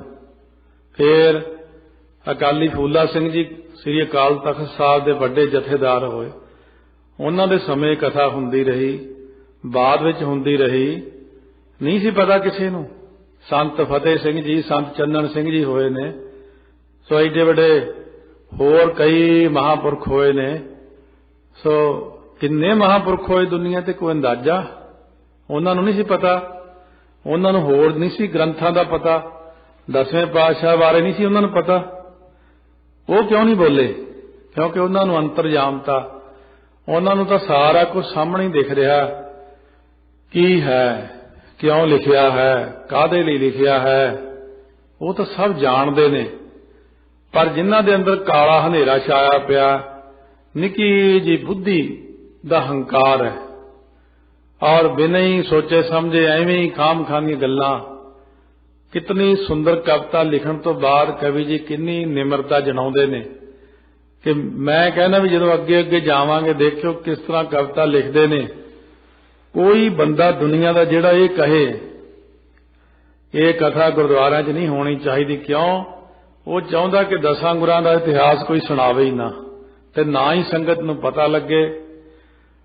ਮੇਰਾ ਤਜਰਬਾ ਉਦੋਂ ਹੋਇਆ ਜਦੋਂ ਮੈਂ 40 ਘੰਟੇ ਦੀ ਇੱਕ CD ਰਿਲੀਜ਼ ਕੀਤੀ। ਪਹਿਲਾਂ 10ਵੇਂ ਪਾਤਸ਼ਾਹ ਦੀ ਕਥਾ ਸ੍ਰੀ ਦਮਦਮਾ ਸਾਹਿਬ ਤੋਂ ਲੈ ਕੇ ਮਾਤਾ ਸੁੰਦਰ ਕੌਰ ਦੇ ਅੰਤਮ ਸਮੇਂ ਤੱਕ, ਔਰ ਅੱਗੇ ਕਥਾ ਕੌਡੇ ਰਾਖਸ਼ ਤੱਕ ਇਹ ਪਹਿਲਾਂ ਭਰੀ ਹੋਈ ਹੈ। ਕਈ ਦੁਨੀਆ 'ਚੋਂ ਕਿੰਨੇ ਹੀ ਲੱਖਾਂ ਫੋਨ ਆ ਗਏ ਹੁਣ ਤੱਕ, ਔਰ ਕਿਤਨੇ ਬ੍ਰਹਮ ਗਿਆਨੀ ਮਹਾਂਪੁਰਸ਼ਾਂ ਨੇ ਸੁਨੇਹੇ ਭੇਜੇ ਵੀ ਗਾਹਾਂ ਵੀ ਭਰ ਕੇ ਭੇਜ ਭਾਈ। ਸਾਡੀ ਗੱਡੀ 'ਚ ਤਾਂ ਹੁਣ ਤੋਂ MP3 ਲਵਾਤੀਆਂ, ਬੜਾ ਆਨੰਦ ਮਾਣਦੇ ਜਦੋਂ ਸਫ਼ਰ 'ਚ ਹੁੰਦੇ ਆ। ਇਹਨੇ ਗੁਰਮੁਖਾਂ ਨੇ ਸੁਨੇਹੇ ਭੇਜੇ ਆ। ਅਸੀਂ ਹੁਣ ਲੱਖਾਂ ਸੰਗਤ ਨੂੰ ਛੱਡ ਕੇ ਜਿਹੜੇ 5-10 ਬੰਦੇ ਮੋਟੇ ਦਿਮਾਗ ਵਾਲੇ ਉਹਨਾਂ ਦੀ ਗੱਲ ਮੰਨੀਏ ਕਿ ਸੰਗਤ ਦੀ ਮੰਨੀਏ। ਇਸ ਕਰਕੇ ਮੇਰਾ ਖਿਆਲ ਹੈ ਵੀ ਉਹ ਵੀ ਇਹ ਕਥਾ ਸੁਣਨ, ਬਹਿ ਕੇ ਧਿਆਨ ਨਾਲ ਸੁਣਨ ਸਾਰੀ ਕਥਾ, ਫੇਰ ਮੈਨੂੰ ਦੱਸਣ ਵੀ ਇਹਦੇ ਵਿੱਚ ਕਿਹੜੀ ਗੱਲ ਗਲਤ ਕਹੀ ਸੀਗੀ ਮਹਾਰਾਜ ਬਾਰੇ, ਜਾਂ ਕਿਹੜੀ ਗੱਲ ਐਸੀ ਸੀ ਜਿਹੜੀ ਗੱਲ ਠੀਕ ਨਹੀਂ ਸੀ। ਤੋ ਇਸ ਕਰਕੇ ਜਿਹੜੇ ਬਹੁਤ ਜ਼ਿਆਦੇ ਵੱਡੇ ਮਹਾਂਪੁਰਖ ਹੁੰਦੇ ਨੇ ਉਹ ਐਵੇਂ ਨਹੀਂ ਕਹਿੰਦੇ ਹੁੰਦੇ ਭਾਈ ਆਹ ਚੀਜ਼ ਠੀਕ ਹੈ। ਨਾਲੇ ਤਜਰਬੇ ਤੋਂ ਬਿਨਾਂ, ਅਭਿਆਸ ਤੋਂ ਬਿਨਾਂ, ਅੰਦਰਲੀ ਅਵਸਥਾ ਖੁੱਲੇ ਤੋਂ ਬਿਨਾਂ ਕਹਿੰਦੇ ਇਹ 'ਚ ਕਰਾਮਾਤਾਂ ਲਿਖਤੀਆਂ ਮਹਾਰਾਜ ਨੇ, ਆਹ ਦਿਖਾਈ ਕਰਾਮਾਤ, ਆਹ ਦਿਖਾਈ ਕਰਾਮਾਤ, ਇਹ ਹੋਇਆ ਹੀ ਨਹੀਂ। ਕਹਿੰਦੇ ਅਸੀਂ ਨਵਾਂ ਗ੍ਰੰਥ ਲਿਖਾਂਗੇ ਹੁਣ। ਇਹਨੂੰ ਕਰਾਮਾਤ ਨਹੀਂ ਕਹਿੰਦੇ। ਕਰਾਮਾਤ ਹੁੰਦੀ ਆਪਣੀ ਵਡਿਆਈ ਲਈ ਦਿਖਾਉਣੀ ਸ਼ਕਤੀ। ਜਿਹੜੀ ਦੁਨੀਆ ਦੇ ਭਲੇ ਲਈ ਕੋਈ ਸ਼ਕਤੀ ਦਿਖਾਉਣੀ ਆ ਉਹ ਪਰਉਪਕਾਰ ਹੁੰਦਾ ਹੈ। ਇਸ ਕਰਕੇ ਮੰਦਬੁੱਧੀ ਲੋਕਾਂ ਨੂੰ ਨਹੀਂ ਪਤਾ ਕਿ ਕਰਾਮਾਤ ਹੁੰਦੀ ਕੀ ਹੈ। ਘੱਟ ਬੁੱਧੀ ਹੋਣ ਕਰਕੇ ਉਹ ਬਹੁਤ ਸਾਰੀਆਂ ਗੱਲਾਂ ਤੋਂ ਨਾ ਵਾਕਿਫ ਨੇ। ਕਈ ਬੰਦੇ ਤਾਂ ਵਿਚਾਰੇ ਗੁਰੂ ਵਾਲੇ ਵੀ ਨਹੀਂ ਬਣੇ ਹੋਏ, ਕਈ ਬੰਦਿਆਂ ਦਾ ਤਾਂ 10ਵੇਂ ਪਾਤਸ਼ਾਹ ਨਾਲ ਪਿਆਰ ਵੀ ਨਹੀਂ ਹੈਗਾ, ਨਾਲੇ ਕਈਆਂ ਦਾ ਤਾਂ ਬਿਲਕੁਲ ਹੀ ਬੁਰਾ ਹਾਲ, ਵੈਸੀ ਅਵਸਥਾ ਵੀ ਨਹੀਂ ਕੋਈ। ਨਾਸਤਕ ਜੇ ਟਾਈਪ ਦੇ ਆਦਮੀ ਉੱਠ ਕੇ ਕਿੰਤੂ ਸ਼ੁਰੂ ਕਰ ਦਿੰਦੇ ਨੇ। ਇਸ ਕਰਕੇ ਦੇਖੋ ਕਾਵ ਰਚਨਾ ਕੈਸੀ ਹੈ, ਨਿਮਰਤਾ ਕਿੰਨੀ ਹੈ, ਕਿਤਨੀ ਸੁੰਦਰ ਕਥਾ ਹੈ, ਮਨ ਨੂੰ ਹਰ ਲੈਣ ਵਾਲੀ, ਖਿੱਚ ਲੈਣ ਵਾਲੀ। ਆਹ ਜਿਹੜੀ ਕਥਾ ਹੁਣ 2 ਲੱਖ ਸੰਗਤ ਸੁਣਦੀ ਹੈ ਇਸ ਵਕਤ, ਉਹ ਐਵੇਂ ਸੁਣਦੀ ਹੈ। ਕੈਨੇਡਾ ਵਿੱਚ ਇਹ ਕਥਾ ਇੱਕ ਦਿਨ ਲੇਟ ਚੱਲਦੀ ਹੈ, ਉੱਥੇ ਵੀ ਬੰਦਾ 2 ਲੱਖ ਸੁਣਦਾ, ਉਹ ਐਵੇਂ ਸੁਣਦਾ। ਸੰਸਾਰ ਭਰ ਵਿੱਚ ਇੰਟਰਨੈਟ ਤੇ ਇਸ ਵਕਤ ਇੰਨੀ ਦੁਨੀਆ, ਫਿਰ ਇੰਟਰਨੈਟ ਦੀ ਆਪਣੀ ਇੱਕ ਸਾਈਟ ਹੈ, ਇਸ ਵਕਤ ਘੱਟੋ ਘੱਟ 10 ਸਾਈਟਾਂ ਤੇ ਕਥਾ ਚੱਲ ਰਹੀ ਹੈ। ਸਾਨੂੰ ਗਿਣਤੀ ਦਾ ਹੀ ਨਹੀਂ ਪਤਾ ਵੀ ਕਿੰਨੇ ਕੁ ਸੰਗਤ ਸ਼ਰਵਣ ਕਰ ਰਹੇ, ਉਹ ਐਵੇਂ ਸੁਣਦੀ ਹੈ। ਇਸ ਕਰਕੇ ਜਦੋਂ ਕੋਈ 2-4 ਬੰਦੇ ਐਸੀ ਵਿਚਾਰ ਦਿੰਦੇ ਨੇ, ਜਾਂ ਪਹਿਲਾਂ ਵੀ ਪੰਜਾਬ ਦੇ ਵਿੱਚ ਲੋਕ ਐਸਾ ਕਹਿੰਦੇ ਨੇ, 500 ਗੁਰਦੁਆਰਿਆਂ ਵਿੱਚ ਇਹ ਕਥਾ ਚੱਲਦੀ ਹੈ। SGPC ਦੇ 500 ਗੁਰਦੁਆਰਿਆਂ 'ਚ, ਮੈਂ SGPC 'ਚ ਕਥਾ ਕਰਕੇ ਆਇਆ ਇੰਨੇ ਸਾਲ, ਤੇ ਇਸ ਕਰਕੇ ਉੱਥੇ ਇੰਨੀ ਸੰਗਤ ਸੁਣ ਕੇ ਸੁਧਰੀ, ਲੋਕਾਂ ਨੇ ਅੰਮ੍ਰਿਤ ਛਕੇ, ਬਾਣੀ ਪੜ੍ਹਨ ਲੱਗੇ। ਸੋ ਇੰਨੇ ਜਪਜੀ ਸਾਹਿਬ ਦੇ ਪਾਠ ਸੰਗਤ ਕਰਨ ਲੱਗੀ, ਨਿਤਨੇਮ ਕਰਨ ਲੱਗੀ। ਜਿਹੜੀ ਚੀਜ਼ ਨਾਲ ਸੁਧਾਰ ਹੁੰਦਾ ਕੌਮ ਦਾ, ਉਹਨੂੰ ਆਪਾਂ ਜੇ ਮਾੜੀ ਕਹੀਏ, ਇਹਦਾ ਮਤਲਬ ਉਹ ਬੰਦਾ ਫਿਰ ਕੋਈ ਸ਼ੱਕੀ ਜਿਹਾ ਹੀ ਹੈ ਸਾਡੇ ਹਿਸਾਬ ਨਾਲ। ਉਹ ਸਾਡੀ ਚੀਜ਼ ਨੂੰ ਤਾਰ ਪੀਡੋ ਕਰਨਾ ਚਾਹੁੰਦਾ। ਉਹਦਾ ਮਤਲਬ ਉਹ ਬੰਦਾ ਸਾਨੂੰ ਰੋਕਣਾ ਚਾਹੁੰਦਾ ਵੀ ਇਹ ਕੰਮ ਨਾ ਕਰੋ, ਕਿਤੇ ਭਲਾ ਨਾ ਹੋ ਜੇ ਪੰਥ ਦਾ, ਕਿਤੇ ਪੰਥ ਦੀ ਚੜ੍ਹਦੀ ਕਲਾ ਨਾ ਹੋ ਜੇ, ਕਿਤੇ ਐਸਾ ਨਾ ਹੋਵੇ ਉਹ ਪੰਥ ਦੋਖੀ ਨਾ ਬਣ ਜਾਵੇ। ਗ੍ਰੰਥ ਕਾਰਨ ਇਹ ਕਰੁਣਾ ਤਾਕੀ। ਸੋ ਇਸ ਕਰਕੇ ਇਹ ਜਿਹੜਾ ਹੈ ਨਾ ਗ੍ਰੰਥ, ਇਹ ਤਾਂ ਸੱਚੇ ਪਾਤਸ਼ਾਹ ਤੁਹਾਡੀ ਕਿਰਪਾ ਨਾਲ ਹੀ ਮੈਂ ਰਚ ਰਿਹਾ। ਮੇਰੇ ਆਪਣੇ ਵਿੱਚ ਤਾਂ ਕੋਈ ਬਲ ਨਹੀਂ, ਕੋਈ ਤਾਕਤ ਨਹੀਂ, ਕੋਈ ਗਿਆਨ ਨਹੀਂ। ਬਹੁਤ ਸ੍ਰੇਸ਼ਟ ਸੁੰਦਰ ਰਚਨਾ ਕੀਤੀ ਹੈ ਕਵੀ ਜੀ ਨੇ। ਸ੍ਰੀ ਬਾਲਾ ਸੁੰਦਰ ਬਾਤ ਚੌਪਾਈ, ਸ੍ਰੀ ਅੰਗਦ ਸੁਣੀਏ ਕਹਿ ਬਾਲਾ। ਹੁਣ ਭਾਈ ਬਾਲਾ ਸੰਧੂ ਇਉਂ ਉਚਾਰਨ ਕਰਦੇ ਨੇ ਅੱਗੇ ਕਥਾ। ਕਾਵ ਰਚਨਾ ਵਿੱਚ ਕਵੀ ਜੀ ਨੇ ਲਿਆਂਦਾ। ਪਹਿਲਾਂ ਵਾਰਤਕੀ ਸੀ, ਇਹ ਕਵਿਤਾ ਦੇ ਵਿੱਚ ਲਿਖਣਾ ਕਿਤਨਾ ਸੁੰਦਰ ਲੱਗਦਾ। ਔਰ ਉਸ ਤੋਂ ਬਾਅਦ ਫਿਰ ਆਪਾਂ ਫਿਰ ਵਾਰਤਕ ਵਿੱਚ ਲਿਆਉਂਦੇ ਆ। ਆਪ ਵੀ ਕਵੀ ਜੀ ਨੇ ਸ਼ੁਰੂ 'ਚ ਲਿਖਿਆ, ਜੇ ਗੁਰਬਾਣੀ ਦੇ ਆਸ਼ੇ ਤੋਂ ਕੋਈ ਚੀਜ਼ ਉਲਟ ਲੱਗੇ ਬੇਸ਼ੱਕ ਕੱਢ ਦਿਓ ਵਿੱਚੋਂ। ਮੈਂ ਕਹਿੰਦੇ ਮਨੁੱਖ ਹੀ ਆ, ਭੁੱਲਣਹਾਰਾ ਹੀ ਆ ਮੈਂ, ਕਿਉਂਕਿ ਮੈਂ ਕੋਈ ਬ੍ਰਹਮ ਗਿਆਨੀ ਨਹੀਂ, ਕੋਈ ਕੁਛ ਨਹੀਂ। ਭਾਵੇਂ ਕਵੀ ਜੀ ਨੂੰ ਮੰਨਦੇ ਆ ਕਿ ਗਿਆਨ ਬਹੁਤ ਜ਼ਿਆਦਾ ਸੀ। ਉਹਨਾਂ ਨੇ ਆਪਣੀ ਪਹਿਲੀ ਪੋਥੀ ਵਿੱਚ ਜੋ ਲਿਖਿਆ ਉਹ ਤਾਂ ਆਪਾਂ ਸੁਣਾਈ ਨਹੀਂ, ਕਿਉਂਕਿ ਉਹ ਸਾਰੀ ਹੈ ਹੀ ਵਾਰਤਕ ਦੇ ਵਿੱਚ। ਉਹ 'ਚ ਲਿਖਿਆ ਕਿ ਮੇਰੇ ਗੁਰੂ, ਉਹ ਵਿਦਿਆ ਗੁਰੂ ਭਾਈ ਸੰਤ ਸਿੰਘ ਜੀ ਸ੍ਰੀ ਹਰਿਮੰਦਰ ਸਾਹਿਬ ਵਿੱਚ ਸੇਵਾ ਕਰਨ ਵਾਲੇ, ਉੱਥੇ ਬੁੰਗੇ ਵਿੱਚ ਰਹਿ ਕੇ ਕਵੀ ਜੀ ਨੇ ਸਾਰਾ ਕੁਝ ਸਿੱਖਿਆ। ਨੂਰ ਦੀ ਸਰਾਂ ਪਿੰਡ ਸੋ ਤਰਨ ਤਾਰਨ ਸਾਹਿਬ ਵੱਲ ਪੈਂਦਾ, ਉੱਥੇ ਕਵੀ ਜੀ ਦਾ ਘਰ ਹੁਣ ਵੀ ਹੈਗਾ। ਇਸ ਕਰਕੇ ਕਹਿੰਦੇ ਅਸੀਂ ਆਪਣੇ ਵਿਦਿਆ ਗੁਰੂ ਤੋਂ ਬਹੁਤ ਕੁਝ ਸਿੱਖਿਆ। ਭਾਈ ਸੰਤ ਸਿੰਘ ਜੀ ਪਾਸੋਂ, ਜੋ ਟਕਸਾਲ ਦੇ ਵਿਦਿਆਰਥੀ ਸਨ, ਅੱਗੇ ਥਾਂ ਥਾਂ ਦੇ ਉੱਤੇ ਜਾ ਕੇ ਕਵੀ ਜੀ ਨੇ ਹਰੇਕ ਥਾਂ ਤੇ ਆਪ ਦੇਖਿਆ ਗੁਰੂ ਘਰ ਕਿੱਥੇ ਆ, ਲੋਕਾਂ ਤੋਂ ਪੁੱਛ ਕੇ ਫਿਰ ਉੱਥੇ ਬਹਿ ਕੇ ਕਾਵਿ ਰਚਨਾ ਰਚੀ। ਇਹ ਵੱਖਰੀ ਗੱਲ ਹੈ ਕਿ ਬਾਅਦ ਵਿੱਚ ਕਈ ਦੋਖੀਆਂ ਨੇ ਇਹਦੇ ਵਿੱਚ ਬਹੁਤ ਗਲਤ ਚੀਜ਼ਾਂ ਪਾ ਦਿੱਤੀਆਂ, ਅਤੇ ਕਈ ਚੀਜ਼ਾਂ ਜਿਹੜੀਆਂ ਨੇ ਆਪਾਂ ਨੂੰ ਫਟ ਪਤਾ ਲੱਗ ਜਾਂਦਾ ਕਿ ਗੱਲ ਗਲਤ ਪਾਈ ਹੋਈ ਹੈ ਵਿੱਚ, ਉਹ ਨਾ ਸੁਣੀਏ ਤੇ ਨਾ ਕਰੀਏ। ਇਸ ਤਰ੍ਹਾਂ ਆਪਣੀ ਨਿਮਰਤਾ ਨੂੰ ਜਣਾਉਂਦਿਆਂ ਹੋਇਆ ਕਹਿੰਦੇ, ਮੈਂ ਗ੍ਰੰਥ ਉਚਾਰ ਨਹੀਂ ਸੀ ਕਰ ਸਕਦਾ, ਪਰ ਤੁਹਾਡੀ ਕਿਰਪਾ ਨਾਲ ਹੋ ਗਿਆ ਜੀ। ਸ੍ਰੀ ਅੰਗਦ ਸੁਣੀਏ ਕਹਿ ਬਾਲਾ। ਭਾਈ ਬਾਲਾ ਜੀ ਕਹਿੰਦੇ, ਗੁਰੂ ਅੰਗਦ ਦੇਵ ਮਹਾਰਾਜ ਜੀ ਸੁਣੋ ਅੱਗੇ ਕਥਾ। ਸ੍ਰੀ ਸਤਿਗੁਰ ਕੀ ਕਥਾ ਰਸਾਲਾ। ਮਹਾਰਾਜ ਸੱਚੇ ਪਾਤਸ਼ਾਹ ਦੀ ਜਿਹੜੀ ਰਸਾਲ ਰਸਦਾਇਕ ਕਥਾ ਹੈ, ਵਿਸਾਲਾ ਤੋਂ ਭਾਵ ਵੱਡੀ ਹੈ। ਉਹ ਇੱਕ ਦਿਨ ਪਰ ਰਹੇ ਨਿਕੇਤੂ। ਕਿੰਨੇ ਕੁ ਦਿਨ ਫਿਰ ਮਹਾਰਾਜ ਆਪਣੇ ਘਰ ਵਿੱਚ ਰਹੇ। ਵਿੱਚ ਰਹਿਣਾ ਬੇਦੀ ਕੁਲ ਕੇਤੂ। ਬੇਦੀਆਂ ਦੀ ਕੁਲ ਦੇ ਨਿਸ਼ਾਨ ਰੂਪ ਗੁਰੂ ਨਾਨਕ ਦੇਵ ਜੀ ਹੁਣ ਬਾਹਰ ਨਹੀਂ ਘੁੰਮਦੇ ਕਿਸੇ ਗਲੀ 'ਚ। ਕਬ ਹੈ ਕਰ ਹੈ ਕਾਲੂ ਪਰ ਤੀਤੂ। ਸੋ ਇਸ ਤਰੀਕੇ ਨਾਲ ਕਦੇ ਕਦੇ ਨਿਸ਼ਚਾ ਕਰ ਲੈਂਦੇ ਨੇ ਬਾਬਾ ਕਲਿਆਣ ਚੰਦ ਜੀ। ਬਚਨ ਸੁਨਤ ਬਿਸਮੈ ਹੋਏ ਚੀਤੂ। ਬਚਨ ਸੁਣ ਕੇ ਮਨ ਦੇ ਅੰਦਰ ਹੈਰਾਨ ਹੁੰਦੇ ਹਨ। ਮੋਹਰ ਦੀਏ ਮਾਇਆ ਪਰਮਾਈ। ਪਰ ਗੁਰੂ ਨਾਨਕ ਸਾਹਿਬ ਇੰਨੇ ਸਮਰੱਥ ਨੇ ਕਿ ਉਹਨਾਂ ਦੀ ਮਾਇਆ ਇੰਨੀ ਤਕੜੀ ਆ, ਉਹਨਾਂ ਨੂੰ ਭਰਮਾ ਦਿੰਦੀ ਆ। ਕਿਉਂਕਿ ਇਹ ਵੀ ਇੱਕ ਤਰੀਕਾ ਹੈ ਕਿ ਜੇ ਮਾਇਆ ਨਹੀਂ ਪਾਉਂਦੇ ਤਾਂ ਕੌਤਕ ਨਹੀਂ ਹੁੰਦਾ ਕੋਈ। ਜੇ ਭਾਈ ਮਰਦਾਨੇ ਦੀ ਭੁੱਖ ਮੇਟ ਤਾਂ ਸਕਦੇ ਸੀ, ਨਿਗਾਹ ਨਾਲ ਤੱਕਣਾ ਹੀ ਸੀ, ਲੈ ਵੀ ਮਰਦਾਨਿਆਂ ਤੈਨੂੰ ਭੁੱਖ ਨਹੀਂ ਲੱਗਣੀ। ਪਰ ਜੇ ਭੁੱਖ ਨਾ ਲੱਗਦੀ ਫਿਰ ਕੌਤਕ ਨਹੀਂ ਸੀ ਹੋਣੇ। ਭੁੱਖ ਲਾ ਦੇਣੀ ਤੇ ਫਿਰ ਉਹਨੇ ਜਾਣਾ, ਫਿਰ ਜਾ ਕੇ ਕੋਈ ਗੱਲ ਕਰਨੀ, ਫਿਰ ਕੌਤਕ ਬਣ ਜਾਣਾ, ਫਿਰ ਭਲਾ ਕਰਨਾ। ਇਸ ਤਰ੍ਹਾਂ ਭਾਈ ਮਰਦਾਨੇ ਦੇ ਰਾਹੀਂ ਬਹੁਤ ਸਾਰਾ ਭਲਾ ਕੀਤਾ ਸੰਗਤ ਦਾ। ਹਿਰਦੈ ਕੁਤਰਕ ਅਨੇਕੋ ਠਾਈ। ਸੋ ਮਨ ਦੇ ਅੰਦਰ ਫਿਰ ਮਾਇਆ ਪੈ ਗਈ, ਫਿਰ ਕੁਤਰਕਾਂ ਸ਼ੁਰੂ ਕਰ ਦਿੱਤੀਆਂ ਬਾਬਾ ਕਲਿਆਣ ਚੰਦ ਜੀ ਨੇ। ਬਚਨ ਕਹਿਣ ਮੈਂ ਇਹ ਗੁਣ ਸਾਲੀ। ਕਹਿੰਦੇ ਬਚਨ ਕਹਿਣ ਦੇ ਵਿੱਚ ਤਾਂ ਹੈ ਗੁਣਾਂ ਦਾ ਘਰ। ਧਨ ਖੱਟਣੇ ਕੀ ਜਾਣ ਨਾ ਚਾਲੀ। ਪਰ ਕੱਲੀਆਂ ਮੈਂ ਗੱਲਾਂ ਕੀ ਕਰਨੀਆਂ, ਗੱਲਾਂ ਤਾਂ ਬੜੀਆਂ ਸੋਹਣੀਆਂ ਕਰਦੇ ਆ, ਪਰ ਪੈਸਾ ਕਮਾਉਣਾ ਨਹੀਂ ਜਾਣਦੇ। ਗੁਰੂ ਨਾਨਕ ਸਾਹਿਬ ਬਾਰੇ ਪਿਤਾ ਜੀ ਕਹਿੰਦੇ ਨੇ ਕਲਿਆਣ ਚੰਦ ਜੀ, ਚਲੋ ਗੱਲਾਂ ਤਾਂ ਮੈਂ ਮੰਨਦਾ ਬਹੁਤ ਗਿਆਨ ਦੀਆਂ ਕਰਦੇ ਆ, ਸਿਆਣੀਆਂ ਕਰਦੇ ਆ, ਪਰ ਪੈਸਾ ਇੱਕ ਵੀ ਨਹੀਂ ਕਮਾ ਕੇ ਲਿਆਉਂਦੇ। ਮੈਨੂੰ ਇਹ ਦੁੱਖ ਹੁੰਦਾ ਹੈ। ਸੁਣ ਸੁਣ ਬਚਨ ਹਰਿ ਕਰਹਿ ਵਡਾਈ। ਸੁਣ ਸੁਣ ਕਰਕੇ ਇਸ ਤਰ੍ਹਾਂ ਬਚਨ ਕਰਦੇ ਨੇ ਬਹੁਤ ਸਾਰੇ, ਵਡਿਆਈ ਵੀ ਬੰਦੇ ਕਰਦੇ ਨੇ। ਚਲੋ ਇਹ ਵੀ ਮੰਨਦੇ ਆ ਮੇਰੀ ਵੀ ਉਹ 'ਚ ਵਡਿਆਈ ਹੈ, ਪਰ ਪੈਸਾ ਨਹੀਂ ਲਿਆਉਂਦੇ। ਧਨ ਹਾਨੀ ਇਹ ਭੇਦ ਨਾ ਪਾਈ। ਬਈ ਘਰੋਂ ਪੈਸਾ ਨੁਕਸਾਨ ਹੁੰਦਾ ਆਹ ਗੱਲ ਨਹੀਂ ਜਾਣਦੇ। ਬਸ ਇਹ ਪੈਸੇ ਉੱਤੇ ਹੀ ਬਿਰਤੀ ਖੜਾਈ ਹੋਈ ਆ, ਉੱਥੇ ਟਿਕੀ ਹੋਈ ਹੈ। ਪੁਨ ਰਿਤ ਪਰ ਵਿਰਤੀ ਹੈ ਮੰਤਾ। ਹੁਣ ਰੁੱਤ ਆ ਗਈ ਜਿਹੜੀ ਸਿਆਲ ਦੀ, ਬੜੀ ਸੋਹਣੀ ਮੱਘਰ ਅਤੇ ਪੋਹ ਦੀ ਰੁੱਤ ਜਿਹੜੀ ਹੈ ਆ ਗਈ। ਤੇ ਮਹਿ ਸੁਨਹੁ ਜੋ ਭਾ ਬਰਤੰਤਾ। ਹੁਣ ਇਹੀ ਮਹੀਨਾ ਚੱਲਦਾ ਹੈ ਜਿਹੜਾ ਆਪਾਂ ਕਹਿੰਦੇ ਆ ਮੱਘਰ ਲੰਘ ਗਿਆ, ਪੋਹ ਦਾ ਮਹੀਨਾ ਸ਼ੁਰੂ ਹੋਇਆ ਵਿਆ। ਇਹਨਾਂ ਦਿਨਾਂ ਦੀ ਉਹ ਗੱਲ ਹੈ ਵੀ ਤੇ ਮੈਂ ਜਿਹੜਾ ਵਰਤੰਤ ਹੋਇਆ, ਪ੍ਰਸੰਗ ਹੋਇਆ, ਉਹ ਸੁਣੋ। ਤਾਲਣ ਬਾਰਜ ਬਣੀ ਬਿਨਾਸੀ। ਸੋ ਜਿਹੜੇ ਸੀ ਨਾ ਸਰੋਵਰ ਚਾਰੇ ਪਾਸੇ, ਤਲਾਵਾਂ ਤੋਂ ਕਮਲਾਂ ਦੀ ਬਗੀਚੀ ਖਤਮ ਹੋ ਗਈ, ਕਿਉਂਕਿ ਪਾਣੀ ਬਿਲਕੁਲ ਖਤਮ ਹੋ ਗਿਆ। ਜਾਂ ਕੁਸੰਗ ਨਸ ਹੈ ਜਸ ਰਾਸੀ। ਜਿਵੇਂ ਜਸ ਕਰਨ ਦੇ ਨਾਲ ਕੁਸੰਗ ਦੂਰ ਹੁੰਦਾ ਹੈ, ਇਸੇ ਤਰ੍ਹਾਂ ਹੀ ਕਹਿੰਦੇ ਕਮਲ ਦੇ ਫੁੱਲ ਸਰੋਵਰਾਂ ਵਿੱਚੋਂ ਪਾਣੀ ਦੀ ਘਾਟ ਕਰਕੇ ਖਤਮ ਹੋ ਗਏ। ਨਿਕਟ ਅਗਨ ਤੇ ਰਹਿ ਮਹਾਨਾ। ਇਹ ਨਿਕਟ ਅਗਨ ਕੇ ਰਹਿ ਮਹਾਨਾ ਲੋਕ, ਕਿਉਂਕਿ ਅੱਗ ਦੇ ਨੇੜੇ ਰਹਿੰਦੇ ਨੇ ਬਹੁਤੇ, ਠੰਡ ਬੜੀ ਹੋ ਗਈ। ਜੋ ਨਿਰਪ ਸੇਵਾ ਹੈ ਜੇ ਮਤਵਾਨਾ।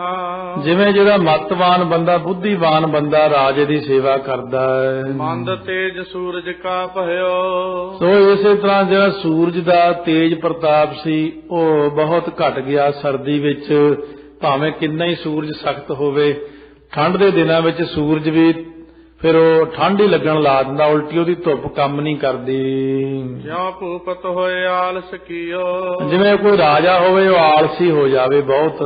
ਨਰ ਨਾਰਨ ਕੋ ਸੀਤ ਕੰਪਾਵਤ। ਇਉਂ ਬੰਦਿਆਂ ਨੂੰ, ਸਾਰੇ ਮਾਈ ਭਾਈ ਨੂੰ ਠੰਡ ਕੰਬਾਉਂਦੀ ਆ ਬਹੁਤ ਜ਼ਿਆਦਾ, ਕਿਉਂਕਿ ਸੂਰਜ ਰਾਜੇ ਵਾਂਗੂ ਆਲਸੀ ਹੋ ਕੇ ਬੈਠਾ, ਧੁੱਪ ਨਹੀਂ ਦੇ ਰਿਹਾ ਵਧੀਆ। ਮ੍ਰਿਗਵਨ ਵਾਸੀ ਤਨਹਿ ਦੁਖਾਵਤ। ਇਉਂ ਜਿਵੇਂ ਫੇਰ ਕਹਿੰਦੇ ਸੀਤ ਆ ਜਾਂਦੀ, ਸੀਤ ਲਹਿਰ ਚੋ ਮ੍ਰਿਗ ਜਿਹੜੇ ਹੁੰਦੇ ਨੇ ਬਨਵਾਸੀ ਤਨਹਿ ਦੁਖਾਵਤ, ਉਹਨਾਂ ਨੂੰ ਦੁਖੀ ਕਰਦੇ ਹਨ। ਕਾਹੋ ਸਮੇਂ ਨਿਰਪ ਹੋਏ ਬਿਨ ਜੋਰਾ। ਕਿਸੇ ਸਮੇਂ ਰਾਜਾ ਬਿਨਾਂ ਜ਼ੋਰ ਤੋਂ ਜਦੋਂ ਹੋ ਜਾਏ। ਜਿਉ ਦੁਖ ਦੇਹ ਪ੍ਰਜਾ ਕੋ ਚੋਰਾ। ਜਦੋਂ ਰਾਜਾ ਥੋੜਾ ਢਿੱਲਾ ਪੈ ਜੇ, ਚੋਰ ਪ੍ਰਜਾ ਨੂੰ ਦੁੱਖ ਦੇਣ ਲੱਗ ਜਾਂਦੇ ਨੇ, ਸਖਤੀ ਘਟ ਗਈ ਤਾਂ ਫੇਰ ਚੋਰ ਦੁਖੀ ਕਰਦੇ ਆ।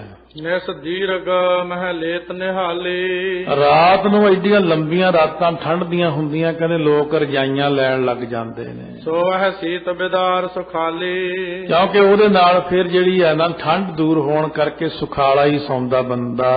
ਜਿਉ ਸਤਿਗੁਰ ਕੀ ਲੈ ਪਗ ਧੂਰੀ। ਜਿਵੇਂ ਸਤਿਗੁਰੂ ਮਹਾਰਾਜ ਦੀ ਚਰਨ ਧੂੜੀ ਲੈ ਕੇ ਸਭ ਸੰਕਟ ਸਿੱਖ ਕਰ ਹੈ ਦੂਰੀ। ਸੰਸਾਰ ਸਾਗਰ ਦੇ ਸੰਕਟ ਨੂੰ ਸਿੱਖ ਦੂਰ ਕਰਦਾ ਗੁਰਾਂ ਦੀ ਧੂੜੀ ਨਾਲ। ਜਿਵੇਂ ਰਜਾਈ ਲੈ ਕੇ ਠੰਡ ਦੂਰ ਹੁੰਦੀ ਆ, ਇਉਂ ਗੁਰਾਂ ਦੀ ਧੂੜੀ ਲੈ ਕੇ ਸੰਕਟ ਦੂਰ ਹੁੰਦੇ ਨੇ। ਆਤਪ ਖਰੀ ਸੁਹਾਏ ਸਰੀਰਾ। ਆਤਪ ਜਿਹੀ ਧੁੱਪ ਹੈ, ਇਹ ਸਰੀਰ ਨੂੰ ਬੜੀ ਵਧੀਆ ਲੱਗਦੀ, ਲੋਕੀ ਧੁੱਪੇ ਜਾ ਜਾ ਕੇ ਬੈਠਦੇ ਨੇ।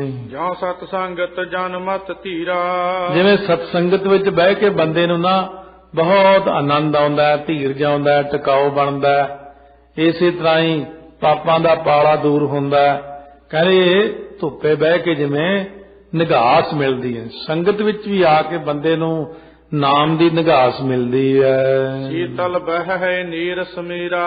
ਬਹੁਤ ਸੀਤਲ ਸੀਤਲ ਠੰਡੀ ਠੰਡੀ ਹਵਾ ਚੱਲਦੀ ਹੈ। ਜੋ ਰੰਕਣ ਕੋ ਕਰਤ ਅਧੀਰਾ।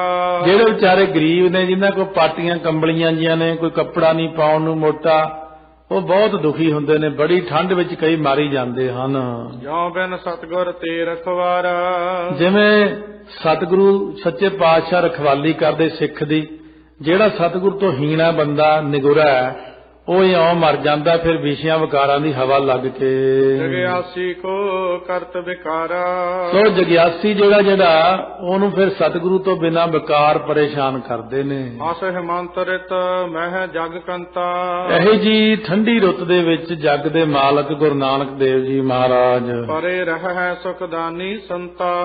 ਪਏ ਰਹਿੰਦੇ ਨੇ ਸੰਤਾਂ ਨੂੰ ਸੁਖ ਦੇਣ ਵਾਲੇ ਗੁਰੂ ਨਾਨਕ ਦੇਵ ਜੀ। ਕਿਸਿਓ ਮਿਲਹਿ ਨਾ ਬੋਲਹਿ ਬਾਣੀ। ਕਿਸੇ ਨਾਲ ਮਿਲਦੇ ਨਹੀਂ ਤੇ ਬਾਣੀ ਨਹੀਂ ਬੋਲਦੇ, ਕੋਈ ਬਚਨ ਨਹੀਂ ਕਹਿੰਦੇ। ਰਹਿ ਇਕਾਂਕੀ ਗੁਣ ਗਨ ਖਾਨੀ। ਗੁਣਾਂ ਦੀ ਖਾਨ ਗੁਰੂ ਨਾਨਕ ਦੇਵ ਜੀ ਇਕਾਂਤ ਬੈਠੇ ਰਹਿੰਦੇ ਨੇ।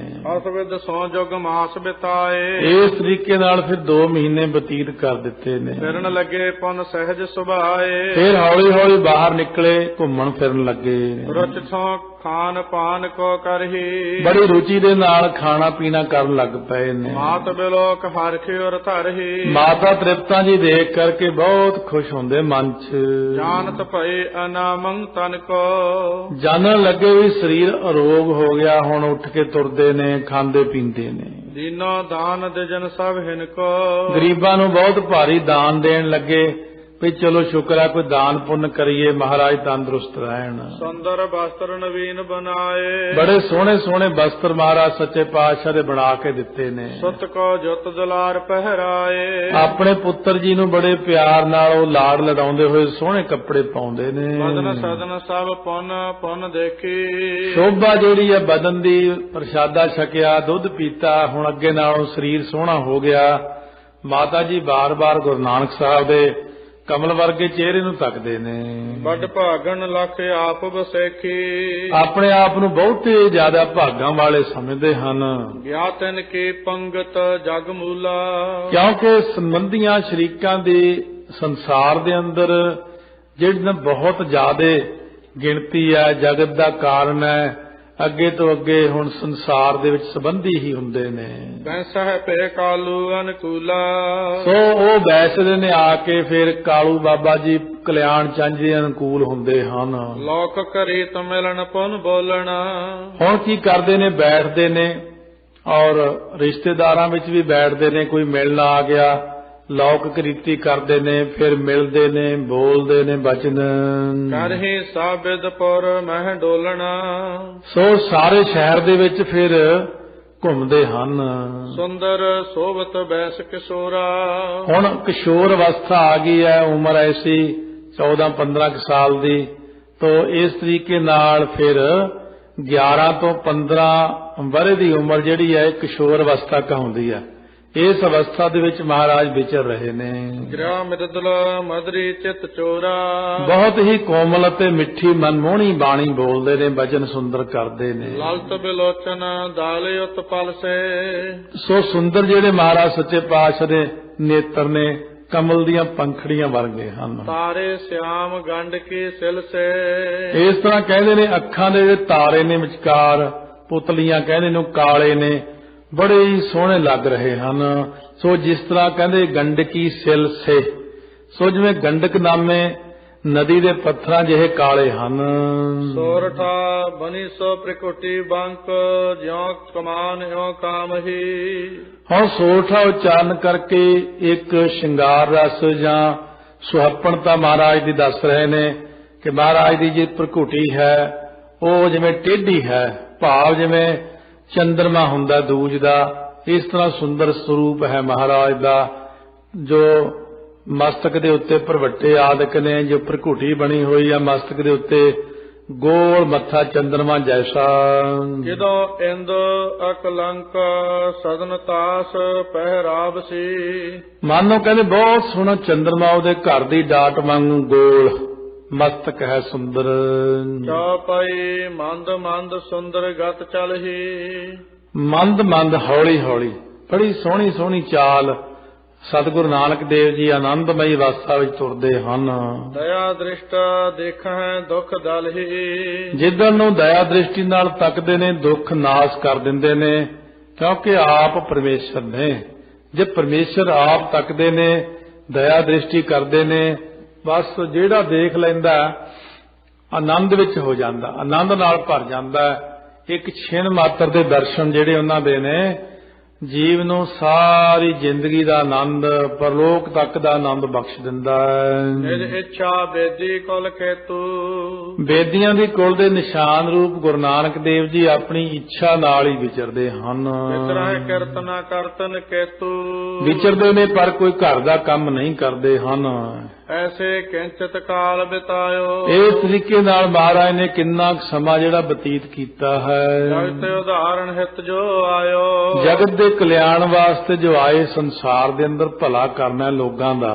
ਇੱਕ ਬਾਸਰ ਕਾਲੂ ਨਿਜ ਸਦਨਾ, ਇੱਕ ਦਿਨ ਦੀ ਗੱਲ ਹੈ, ਬਾਬਾ ਕਲਿਆਣ ਚੰਦ ਜੀ ਆਪਣੇ ਘਰ ਦੇ ਵਿੱਚ ਐਸ ਬੁਲਾਇਓ ਬਾਰਜ ਬਦਨਾ, ਬੈਠੇ ਔਰ ਕਮਲ ਮੁਖ ਵਾਲੇ ਗੁਰੂ ਨਾਨਕ ਦੇਵ ਮਹਾਰਾਜ ਨੂੰ ਕੋਲ ਬੁਲਾਇਆ, ਬੇਟਾ ਜੀ ਇੱਧਰ ਆਓ ਜੀ। ਸਰਬ ਕਮਾਵਨ ਸਿਖਵਨ ਹੇਤੂ, ਕਿਉਂਕਿ ਪੈਸਾ ਕਮਾਉਣ ਲਈ ਸਿਖਾਉਣਾ ਅੱਜ ਫੇਰ ਮਨ ਚੋਂ ਗੱਲ ਘੁੰਮੀ ਜਾਂਦੀ ਹੈ ਕਿ ਪੈਸਾ ਨਹੀਂ ਕਮਾਉਂਦੇ, ਤੁਰੇ ਫਿਰਦੇ ਨੇ, ਬਥੇਰੇ ਦਿਨ ਘੁੰਮ ਲਿਆ। ਹੁਣ ਨਿਕਟ ਵਿਸਾਇਓ ਕਿਰਪਾ ਨਿਕੇਤੂ, ਕਿਰਪਾ ਦੇ ਖਜ਼ਾਨੇ ਗੁਰੂ ਨਾਨਕ ਦੇਵ ਜੀ ਨੂੰ ਕੋਲ ਬਿਠਾ ਲਿਆ। ਉਸ ਵਕਤ ਕਿਰਪਾ ਦੇ ਘਰ ਨੂੰ ਪ੍ਰੀਤ ਚਿੰਤ ਮੈਂ ਸਾਨੀ ਬਾਨੀ, ਤੋ ਬੜੇ ਪਿਆਰ ਵਿੱਚ ਮਿਲੀ ਹੋਈ ਬਹੁਤੀ ਸੁੰਦਰ ਬਾਣੀ, ਮਿੱਠੀ ਬੋਲੇ, ਬੋਲਿਓ ਰੀਤ ਅਨੀਤ ਪਛਾਨੀ। ਉਸ ਵਕਤ ਇਸ ਢੰਗ ਨਾਲ ਬੋਲੇ ਕਿ ਅਨੀਤ ਪਛਾਣ ਲਈ ਮਹਾਰਾਜ ਨੇ ਭਈ ਹੁਣ ਕੁਝ ਕਹਿਣਾ ਹੈ। ਸਤ ਨਾਨਕ ਤੂੰ ਏਕ ਹਮਾਰੇ, ਪੁੱਤਰ ਜੀ ਤੁਸੀਂ ਸਾਡੇ ਇੱਕੋ ਇੱਕ ਪੁੱਤਰ ਹੋ ਜੀ। ਨਹਿ ਦੂਸਰ ਜੋ ਕਾਜ ਸੰਭਾਰੇ, ਆਪਣਾ ਇੰਨਾ ਵੱਡਾ ਘਰ ਬਾਰ, ਖੇਤੀ ਬਾੜੀ, ਜ਼ਮੀਨ ਹੈ, ਹੋਰ ਤਾਂ ਕੋਈ ਹੈ ਨਹੀਂ ਸਾਂਭਣ ਵਾਲਾ, ਤੇ ਤੁਸੀਂ ਹੀ ਸੰਭਾਲਣਾ ਘਰ ਬਾਰ, ਜ਼ਮੀਨ ਜਾਇਦਾਦ ਸਾਰਾ। ਮਾਲ ਡੰਗਰ ਦੇਖੋ ਕਿੰਨਾ ਕੁਝ ਹੈ। ਤੁਮਨੇ ਤਜ ਦੀਨੋ ਅਸ ਰੀਤੂ, ਤੁਸੀਂ ਇਹ ਸਾਰੀ ਰੀਤੀ ਜਿਹੜੀ ਛੱਡ ਦਿੱਤੀ, ਘਰ ਨੂੰ ਕੌਣ ਸੰਭਾਲੇਗਾ। ਜਿਉ ਵਿਰਾਗ ਦਿਡ ਹੋਤ ਅਤੀਤੂ, ਜਿਵੇਂ ਅਤੀਤ ਬੰਦੇ ਜਿਹੜੇ ਫਕੀਰ ਹੁੰਦੇ ਨੇ ਉਹਨਾਂ 'ਚ ਵਿਰਾਗ ਹੁੰਦਾ ਬਹੁਤ ਜ਼ਿਆਦਾ ਪੱਕਾ, ਤੇ ਤੁਹਾਡੇ ਅੰਦਰ ਤਾਂ ਫਿਰ ਇਹ ਵਿਰਾਗ ਆ ਗਿਆ, ਮਤਲਬ ਕਿ ਹੁਣ ਤੁਸੀਂ ਤਾਂ ਵਿਰਾਗੀ ਹੋ ਗਏ ਲੱਗਦੇ ਹੋ ਮੈਨੂੰ। ਕਹੋ ਗ੍ਰਸਤ ਜਿਉ ਕਿਉ ਬਨ ਆਵੈ, ਹੁਣ ਤੁਸੀਂ ਦੱਸੋ, ਅੱਗੇ ਵੱਡੇ ਵੀ ਹੋਣਾ, ਵਿਆਹ ਸ਼ਾਦੀ ਵੀ ਹੋਣੀ ਆ, ਗ੍ਰਸਤ ਮਾਰਗ ਵੀ ਧਾਰਨ ਕਰਨਾ ਹੈ, ਉਹਦੇ 'ਚ ਕਿਵੇਂ ਚੱਲੇਗਾ। ਪੈਸਾ, ਕੱਪੜਾ, ਲੀੜਾ ਸਭ ਲੋੜਾਂ ਹੁੰਦੀਆਂ, ਆ ਕੰਮ ਕਾਰ ਕਰਨੇ, ਕਣਕ ਬੀਜਣੀ, ਹੋਰ ਥਾਂ ਆ ਸਾਰੇ ਮਾਲ ਡੰਗਰ ਸੰਭਾਲਣੇ, ਪੈਸਾ ਕਮਾਉਣਾ, ਇਹ ਕੰਮ ਤੁਸੀਂ ਸਿੱਖਦੇ ਨਹੀਂ ਹੋ।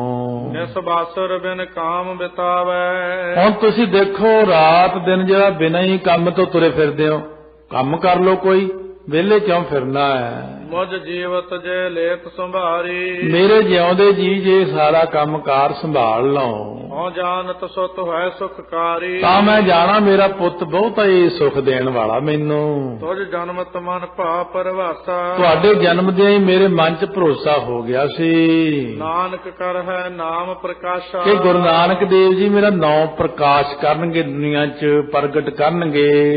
ਦਰਬ ਕਮਾਵਨ ਮੈਂ ਜਸ ਮੇਰੋ, ਮੇਰਾ ਜਸ ਤਾਂ ਹੋਣਾ ਜੇ ਮੇਰਾ ਪੁੱਤ ਨਾਨਕ ਬਹੁਤੇ ਪੈਸੇ ਕਮਾਵੇ, ਜ਼ਮੀਨ ਖਰੀਦੇ, 100 ਕਿੱਲਾ ਜ਼ਮੀਨ ਦਾ ਹੋਰ ਬਣਾਵੇ, ਮਾਲ ਡੰਗਰ ਖੜਾ ਹੋਵੇ, ਵਧੀਆ ਮਕਾਨ ਪਾਵੇ, ਲੋਕ ਕਹਿਣ ਬਈ ਕਲਿਆਣ ਚੰਦ ਦਾ ਪੁੱਤ ਤਾਂ ਬਹੁਤ ਲਾਇਕ ਹੈ, ਦੁਨੀਆ ਇਉਂ ਕਹੇ ਮੇਰਾ ਜਸ ਤਾਂ ਹੁੰਦਾ ਹੈ। ਜਾਣ ਹੈ ਸਭ ਪੁਰ ਮਾਹਿ ਕਨੇਰੋ, ਸਾਰੇ ਸ਼ਹਿਰ ਵਿੱਚ ਲੋਕ ਜਾਣਦੇ ਹਨ।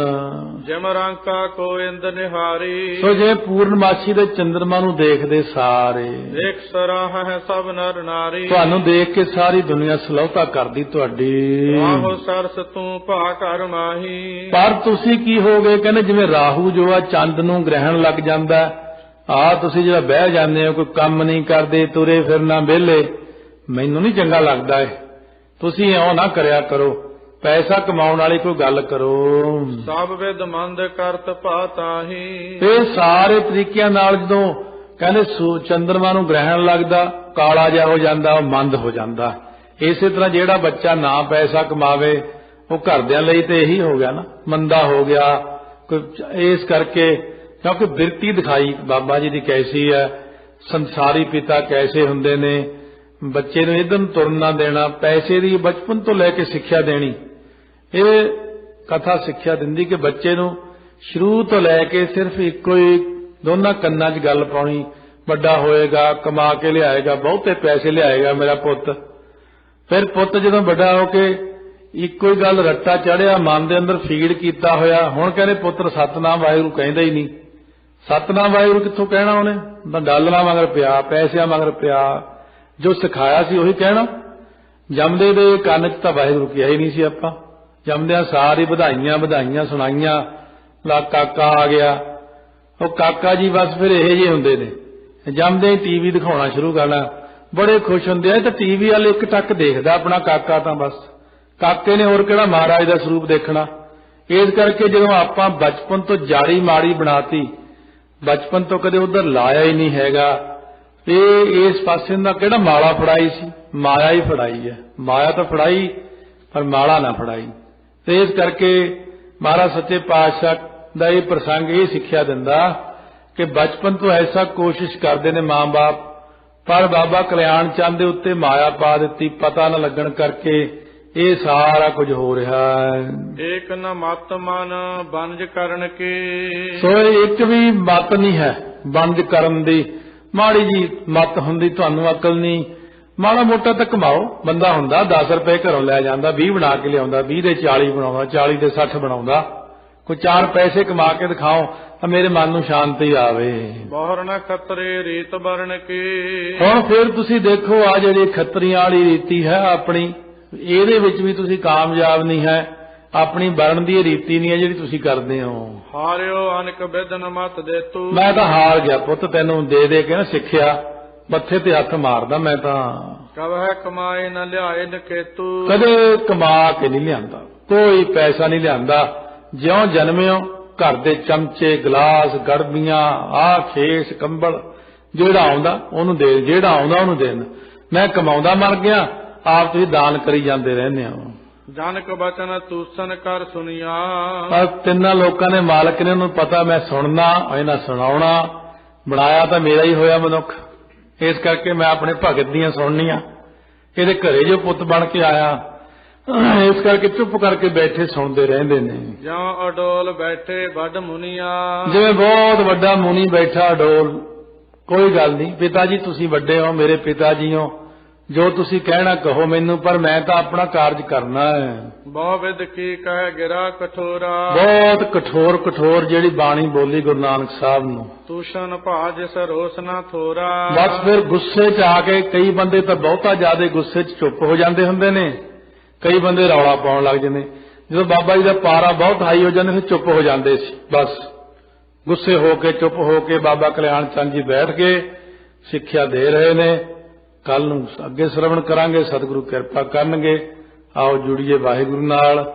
ਇਹ ਢਾਡੀ ਸਿੰਘਾਂ ਨੇ ਜੋ ਪ੍ਰਸੰਗ ਪਿੱਛੇ ਹਲੇ ਵਿੱਚ ਰਹਿੰਦਾ ਸ੍ਰੀ ਅਨੰਦਪੁਰ ਸਾਹਿਬ ਸਾਹਿਬਜ਼ਾਦਿਆਂ ਦੀ ਸ਼ਹੀਦੀਆਂ ਦਾ, ਉਹ ਅੱਗੇ ਸ਼ਰਵਣ ਕਰਾਂਗੇ। ਆਓ ਰਸਨਾ ਨੂੰ ਪਵਿੱਤਰ ਕਰੀਏ। ਵਾਹਿਗੁਰੂ ਵਾਹਿਗੁਰੂ ਵਾਹਿਗੁਰੂ